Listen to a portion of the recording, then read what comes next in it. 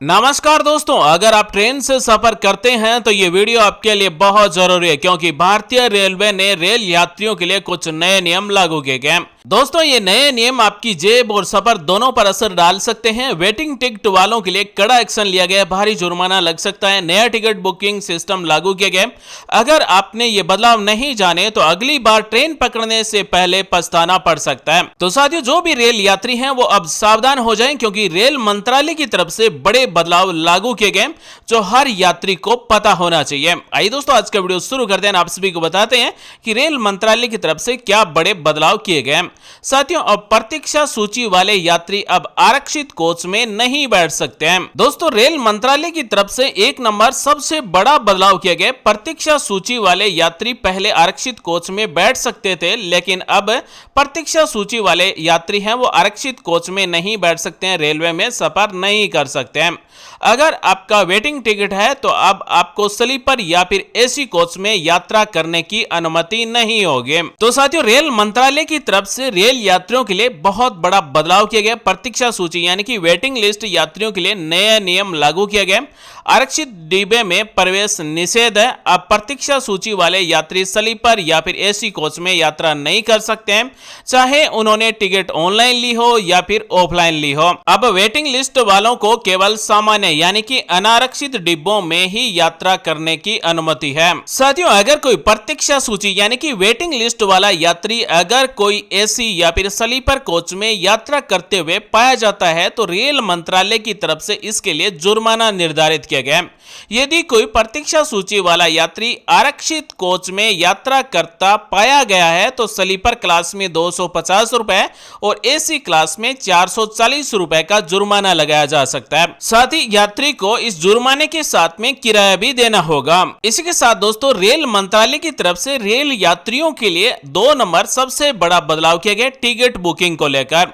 जहां साथियों, ticket booking और रिफंड से जुड़े हुए नए नियम लागू किए गए। साथ ही रेल मंत्रालय की तरफ से आरक्षण अवधि में भी बदलाव किया गया है। टिकट बुकिंग की अग्रिम आरक्षण अवधि अब 120 दिनों से घटाकर 60 दिन कर दी गई है। इसी के साथ दोस्तों, अगर कोई रेल यात्री अपने टिकट को कैंसिल करता है, रद्द करता है, तो उसके लिए तेज रिफंड प्रक्रिया लागू की गई है। तो दोस्तों, अब टिकट रद्द करने पर रिफंड 48 घंटे के भीतर प्राप्त होगा, जो पहले 5 से 7 दिन में होता था। यानी कि दोस्तों, जो भी ट्रेन यात्री अपनी ट्रेन की टिकट कैंसिल करेगा उसका पैसा अब केवल 48 घंटे के भीतर उसको रिफंड हो जाएगा, जो पहले 5 से 7 दिन में होता था। इसी के साथ दोस्तों, रेल मंत्रालय की तरफ से डिजिटल सेवाओं में सुधार किया है। यानी कि अक्स दिशा 2.0 आईआरसीटीसी ने एक नया एआई आधारित वर्चुअल असिस्टेंट लॉन्च किया है, जिसमें यात्री टिकट बुकिंग, रद्दीकरण, रिफंड स्टेटस और अन्य सवालों के जवाब आसानी से प्राप्त कर सकते हैं। तो दोस्तों, अगर आप रेल यात्री हैं और रेल यात्रा से जुड़ा हुआ अगर आपके मन में कोई भी सवाल है, यानी कि टिकट बुकिंग या फिर टिकट को रद्द करना या फिर अगर आपने टिकट रद्द कर दी है, पैसे रिफंड का स्टेटस चेक करना है, तो साथियों, आईआरसीटीसी का जो मोबाइल ऐप है उसमें आपको एक टूल मिलता है ASK दिशा 2.0। ये टूल आपको सारी जानकारी देगा।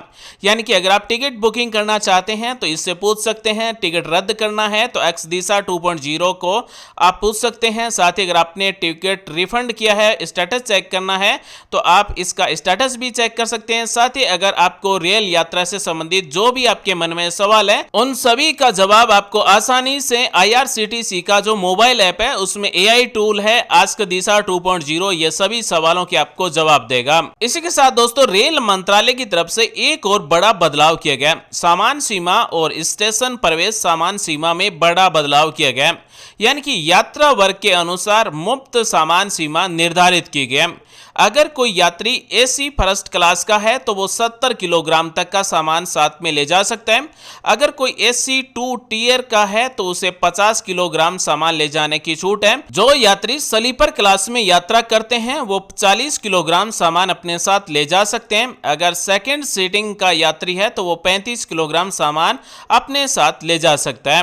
तो सामान सीमा और स्टेशन प्रवेश सामान सीमा में ये बहुत बड़ा बदलाव किया गया है। इसी के साथ दोस्तों रेल मंत्रालय की तरफ से एक और बड़ा बदलाव किया गया है। जहां साथियों वरिष्ठ नागरिकों और विशेष समूह के लिए सुविधाएं निचली बर्थ का आरक्षण लागू किया गया है। तो दोस्तों निचली बर्थ का आरक्षण में वरिष्ठ नागरिकों और 45 वर्ष से अधिक आयु की महिलाओं, गर्भवती महिलाओं और दिव्यांग यात्रियों को प्राथमिकता के आधार पर निचली बर्थ आवंटित की जाएगी।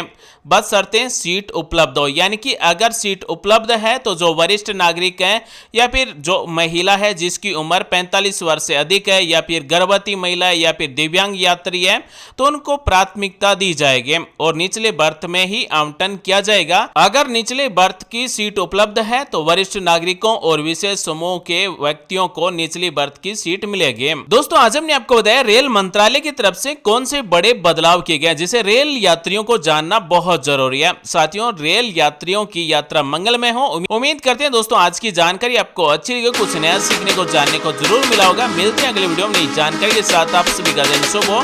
जय हिंद, वंदे मातरम, जय श्री राम।